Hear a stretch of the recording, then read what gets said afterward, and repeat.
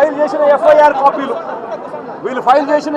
కాపీలో విష్ణు నివాసం దగ్గర ఒకరు చనిపోయిన ఎఫ్ఐఆర్ రిజిస్టర్ అయింది.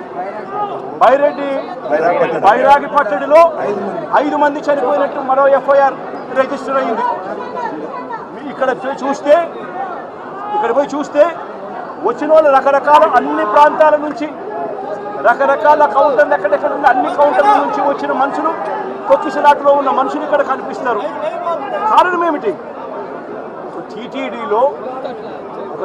అనే ఒక వ్యవస్థ ఇంత ఇంపార్టెంట్ రోజున వైకుంఠ ఏకాదశి రోజున ఇన్ని లక్షల మంది వస్తారు అన్న సంగతి తెలిసి ఇంత దారుణమైన అరేంజ్మెంట్లు చేయడం జరిగింది.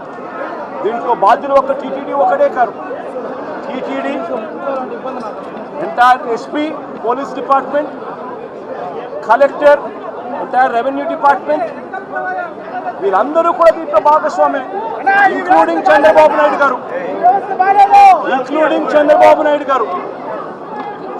నాయుడు గారు సొంత జిల్లా అన్న సంగతి తెలుసు. చంద్రబాబు నాయుడు గారి ప్రతి సంవత్సరం ఈ వైకుంఠ ఏకాదశి నాడున ఎన్ని లక్షల మంది జనాభా వస్తారన్న సంగతి తనకు తెలిసి ఉన్నా కూడా తన ప్రోగ్రాం 6వ తారీఖు, 7వ తారీఖు, 8వ తారీఖు తన ప్రోగ్రాం పెట్టుకొని ప్రత్యామ్నాయ అరేంజ్మెంట్ తాను చేయకుండా పోలీసులు మొత్తం తన అరేంజ్మెంట్ల కోసం తను పిలిపించుకొని ఇక్కడ గాలికి వదిలేసిన పరిస్థితుల మధ్య ఈ ఘటన చోటు చేసుకోవడం జరిగింది. ఈ ఘటనలో ఇప్పటికే 6 మంది చనిపోవడం జరిగింది. హాస్పిటల్లో ఉన్న వాళ్ళను అందరినీ కూడా పరామర్శిస్తే దేవుని దయ వల్ల ఇప్పుడు హాస్పిటల్లో ఉన్న వాళ్ళు అయితే మాత్రం మరి సీరియస్గా చనిపోయేంత పరిస్థితిలో ఉన్న వాళ్ళు ఎవరూ లేరు అన్నది తెలుసుకోవడం కాస్త సంతోషం. కానీ తీరా చూస్తే దాదాపుగా రుయా హాస్పిటల్, ఈ హాస్పిటల్ అన్ని చోట్ల కలుపుకుంటే దాదాపుగా కనీసం అంటే ఉజ్జాయింపుగా నెంబర్లు చెప్తా ఉన్నారు. ఇక్కడైతే 35 మంది చెప్తా ఉన్నారు. రుయా హాస్పిటల్లో ఎంతమంది ఉన్నారు అన్న సంగతి నాకు ఇంకా పూర్తిగా నెంబర్లు చెప్పలేదు. అక్కడి నుంచి ఇక్కడికి పంపించినారు అని చెప్పి నెంబర్లు చెప్తా ఉన్నారు. ఇక్కడ 2 చనిపోయినారు, రుయా హాస్పిటల్లో 4 చనిపోయినారు అన్న ఇన్ఫర్మేషన్ ఉంది.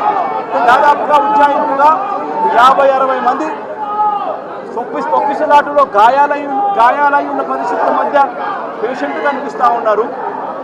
6 మంది చనిపోయిన పరిస్థితుల మధ్య మొట్టమొదటిసారిగా తిరుపతిలో ఇలాంటి ఘటన చోటు చేసుకుంది. ఇంతటి దారుణమైన పరిస్థితిలో వీళ్ళు వ్యవస్థను నడిపే కార్యక్రమం చేస్తూ ఉన్నారు.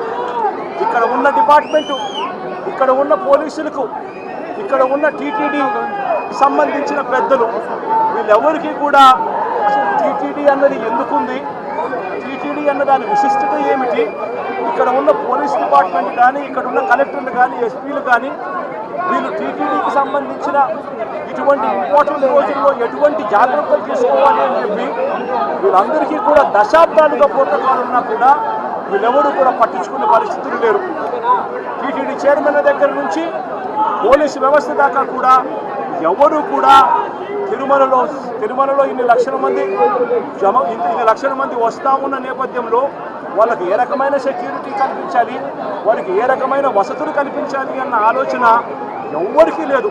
కనీసం ఆ కౌంటర్లలో నిలబడి ఉన్న ప్రజలకు ఆ పార్కుల్లో ఇక్కడ ఉన్న వాళ్ళ పేషెంట్లను అడిగితే అన్న 9 గంటలకు వచ్చినాము, నా పార్కులో అన్నే ఉన్నాము, పార్కులో పెట్టారు, కనీసం నీళ్లు కూడా ఇవ్వలేదన్న అని చెప్తున్నారు.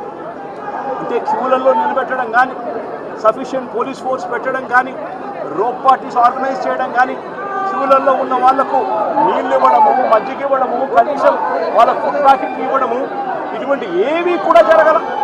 కనీసం వీళ్ళు మనుషులుగా ఉన్నారు అని పట్టించుకున్న పరిస్థితి కూడా ఎక్కడా లేదు. గాలికి వదిలేశారు నిర్లక్ష్యంగా. ఇదే 5 సంవత్సరాల కిందట మా ప్రభుత్వంలో 5 సంవత్సరాలు చూస్తే ఇటువంటి కార్యక్రమాలను ఎంత గొప్పగా చేశాము అని చెప్పి ఈరోజు కూడా ప్రజలు చెప్పుకునేంత గొప్పగా ఈ వ్యవస్థ నడిచింది. అలాంటిది ఈరోజు చూస్తే కనీసం నీళ్ళు ఇచ్చేవాళ్ళు లేరు, క్యూలలో నిలబెట్టేవాళ్ళు లేరు, పోలీసులు కనీసం రోప్పాటీలు అక్కడ ఉండి జాగ్రత్తగా క్యూలలో పర్యవేక్షించే వాళ్ళు లేరు, కనీసం క్యూలలో ఉన్న వాళ్ళకు తిండి నీళ్లు ఇచ్చే పరిస్థితి కూడా లేని పరిస్థితిలో ఈ వ్యవస్థ నడుస్తూ ఉంది. ఇంత దారుణంగా నిజంగా వ్యవస్థ ఉంది. ఇదే పెద్ద మంచి చంద్రబాబు నాయుడు గారిని నేను గట్టిగా డిమాండ్ చేస్తూ ఉన్నా. ఇది ప్రభుత్వం చేసిన తప్పు. ప్రభుత్వం తప్పిదం వల్ల ఈ ఇన్సిడెంట్ జరిగింది. ప్రభుత్వం పూర్తిగా బాధ్యత తీసుకోవాలి. చనిపోయిన వాళ్ళకు కనీసం ప్రతి ఒక్కరికి కూడా గవర్నమెంటే బాధ్యత తీసుకొని ప్రతి ఒక్కరికి కూడా కనీసం అంటే ప్రతి ఒక్కరికి 50 లక్షల రూపాయలు కనీసం ఎక్స్గ్రేషియా ఇవ్వాల్సిన అవసరం ఉంది. అదేవిధంగా ఇక్కడ పేషెంట్లుగా ఉన్న వాళ్ళందరికీ కూడా ప్రభుత్వం తప్పడం వల్ల వీళ్ళంతా కూడా పేషెంట్లు అయ్యారు కాబట్టి వాళ్ళందరికీ కూడా ప్రభుత్వం తప్పిదంగా ఒప్పుకుంటూ వాళ్ళందరికీ కూడా ఉచితంగా వైద్యం ఇప్పించడమే కాకుండా ఇంటికి పంపించేటప్పుడు వాళ్ళందరికీ కనీసం 5 లక్షల రూపాయలు డబ్బులు ఇచ్చి ప్రతి ఒక్కరిని కూడా పంపించాల్సిన బాధ్యత కూడా ప్రభుత్వం మీద ప్రభుత్వానికి డిమాండ్ చేస్తూ ఉన్నాం. అదేవిధంగా బాధ్యత తీసుకోవాల్సిన ప్రభుత్వం బాధ్యత తీసుకోవాలని కూడా గట్టిగా డిమాండ్ చేస్తూ ఉన్నాం. దీంట్లో బాధ్యులు చంద్రబాబు నాయుడు గారు, టీటీడీ చైర్మన్ గారు, TTD EO,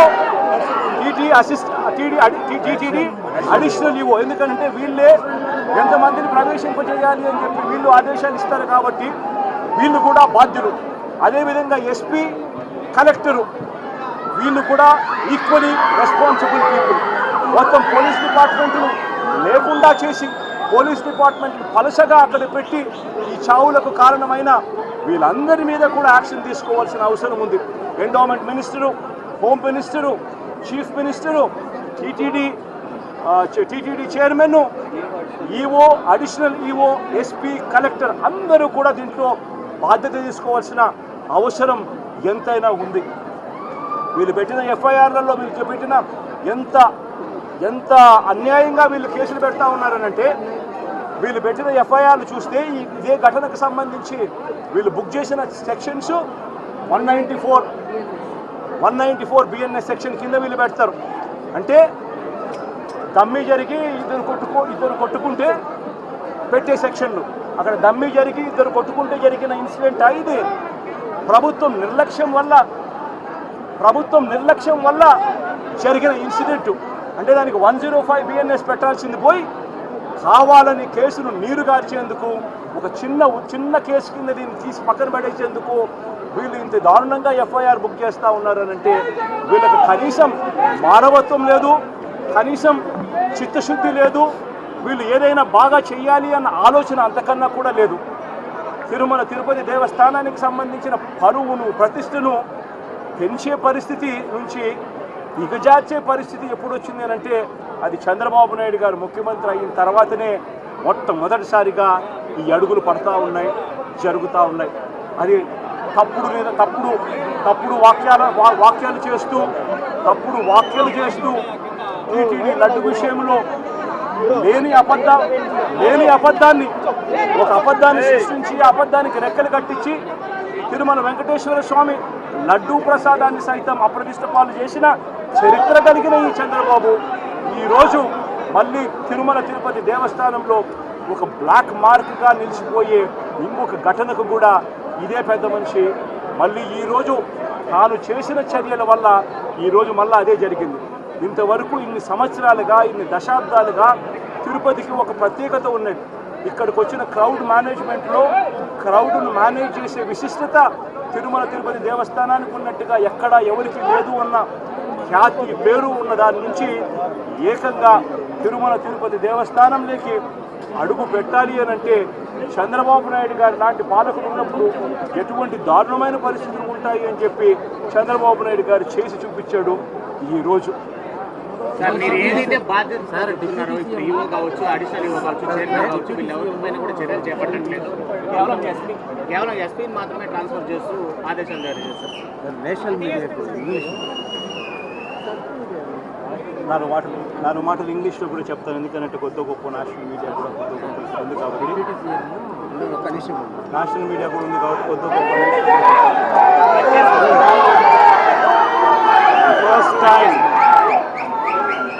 first time in the history of Tirumala Tirupati Devasthanam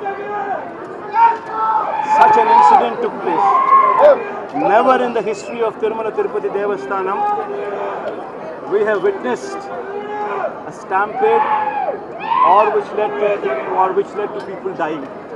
This is the first time a black mark in the history of Tirumala Tirupati Devasthanam such an incident took place. And one should seriously ask why such incident has taken place, what kind of lapses have taken place, and who is responsible for such lapses, and what is the action that has been taken against these people. If one were to see these kind of issues, one would clearly notice what exactly happened. Vaikunta Ekadashi is such an auspicious event which occurs every year, and every year on this particular auspicious occasion, it is evident to everybody that lakhs of people visit Tirumala Tirupati Devasthanam, because on that particular day, the Vaikunta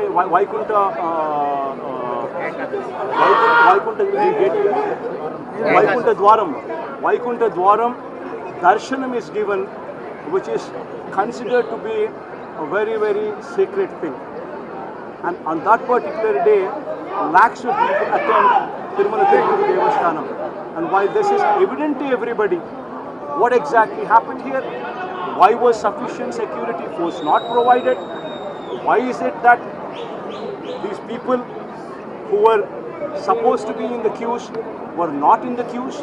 Why were these people, all of them, grouped together in a few locations, and then they were let in to go and join the queue in one single go?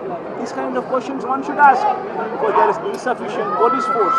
And where did the police force go? The entire police force was occupied by none other than the Chief Minister Chandrababu Naidu, who was camping in his own constituency Kuppam, in the same district, from 6th to 7th and 8th afternoon, till 8th afternoon. So the entire police force, both from Chittoor and from Tirupati districts, were allocated to Chandrababu Naidu, ignoring this major event. It is a known fact that Chandrababu Naidu is coming here, but it is a known fact that Chandrababu Naidu is also coming here to visit his own constituency, home constituency, Kuppam. Then why were there? Why is it that alternate arrangements for security were not provided? This one should seriously ask. But it was not provided so. And the entire security force was transferred to the security of Chandrababu Naidu, leaving lakhs of people unattended to. Now that is a major cause. Now these people who were not permitted to stand in the queues, who do not have any police security, no police to escort, no police to be with them while they were in the queue, while also none of them were even given water while they were in those designated places. That was the plight of Tirumala Tirupati Devasthanam under the Chandrababu Naidu's regime. This is actually what triggered this particular incident. Now, knowing very well that this incident took place, why is it that Chandrababu Naidu, who is the man who is actually to be questioned, the people who are to be answerable to such incident, who are these people?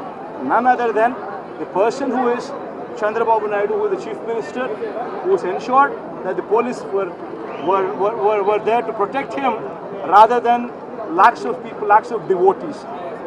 Then the other accused is the SP. What was the SP doing? Then the other accused is what was the collector doing?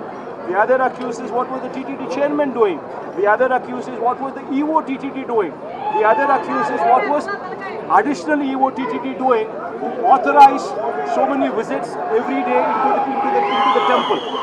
All these people are to be held accountable for serious lapse of such an incident which took place this day, which is a black mark in the history of Andhra Pradesh and the history of Tirumala Tirupati Devasthanam. This man Chandrababu Naidu has least respect or least regard for Lord Venkateshwara Swami. Where this man propagates lies, false statements on Tirumala Tirupati Devasthanam Prasadam, thereby bringing down the reputation of Tirumala Tirupati Devasthanam, intentionally lying. This man goes one step ahead and also knowing very well that this is an auspicious event where lakhs of people attend such an event, yet this man intentionally, out of his negligence, causes this particular incident which took 6 lives and which took more than 35 to 40, more than 35 people are currently admitted in this hospital. All these people are severely injured. This incident is totally the responsibility of Chandrababu Naidu. Sir ఏదైతే మీరు బాధ్యులని చెప్తున్నారు, EO కావచ్చు, additional EO కావచ్చు, chairman కావచ్చు, వాళ్ళపైన ఎలాంటి చర్యలు చెప్పకుండా కేవలం ఎస్పీని ట్రాన్స్ఫర్ మాత్రమే చేస్తూ సేమ్ ఆదేశం. ఈ బాధాకరమైన విషయం ఏమిటి అని అంటే,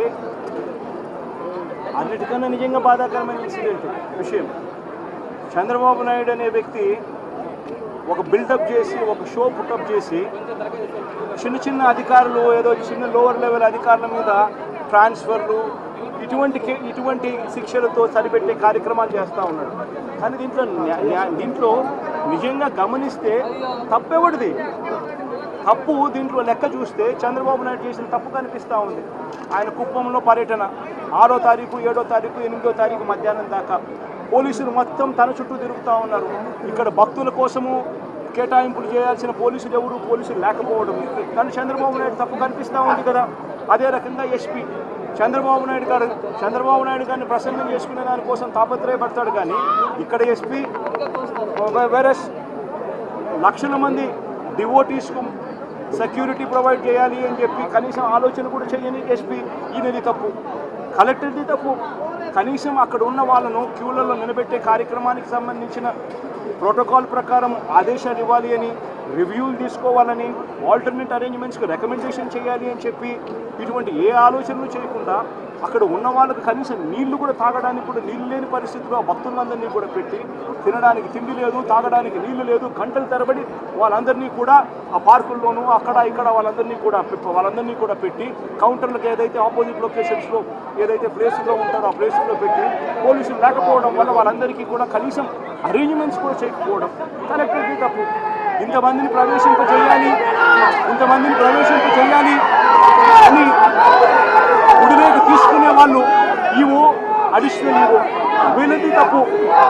వీళ్ళందరికీ అజమాయిషి చేసే టీటీడీ చైర్మన్ ఆయనది తప్పు. రివ్యూలు తీసుకోకుండా వీళ్ళందరూ కూడా దీన్ని కాస్కారం చేసి ఇంతమంది చావులకు కారణమయ్యారు. సార్, ఇన్సిడెంట్ జరగక ముందు కావచ్చు, జరిగిన తర్వాత కావచ్చు, అక్కడ అంబులెన్సెస్ కూడా ఏర్పాటు చేయనటువంటి పరిస్థితి. ఇన్సిడెంట్ జరిగిన 20 minutes వరకు కూడా ఒకే ఒక అంబులెన్స్ ఉంది, దాని దగ్గర డ్రైవర్ కూడా లేదు. నిజంగా అరేంజ్మెంట్ ఎంత దారుణంగా ఉన్నాయి అంటే, తొక్కిసలాట జరిగింది, రకరకాల ప్రదేశాల్లో జరిగింది. తప్పులన్నీ కూడా ప్రతి ప్రదేశంలోనూ కూడా ఇదే, ఇన్అడెక్వేట్ పోలీస్ ఫోర్సు, అరేంజ్మెంట్స్ లేకపోవడము, ఇది క్లియర్గా కనిపిస్తూ ఉన్న తప్పిదం. ఇటువంటి తప్పిదంలో అంబులెన్స్ కనీసం పెట్టే కార్యక్రమం కూడా ప్రోటోకాల్లో భాగంగా ఉండాల్సినవి. కనీసం ఇన్సిడెంట్ జరిగిన తర్వాత అంబులెన్స్ రావడానికి, కనీసం తీసుకుని పోవడానికి కూడా 3/4 గంట పడతా ఉంది అని చెప్పి పేషెంట్లు చెప్పినప్పుడు, అది కూడా అప్పుడొకటి కనిపించేదే తప్పనిచ్చి కొంతమంది పేషెంట్లు అయితే వాళ్ళంతటి వాళ్ళ కింద మీద పడుకొని వచ్చినామని చెప్పి కొంతమంది చెప్తా ఉన్నారు. కొంతమంది ఏ వెహికల్ పడితే ఆ వెహికల్లో ఎవడైతే వాడు సహాయం చేసేవాళ్ళు సహాయం చేసుకుని తీసుకొచ్చిన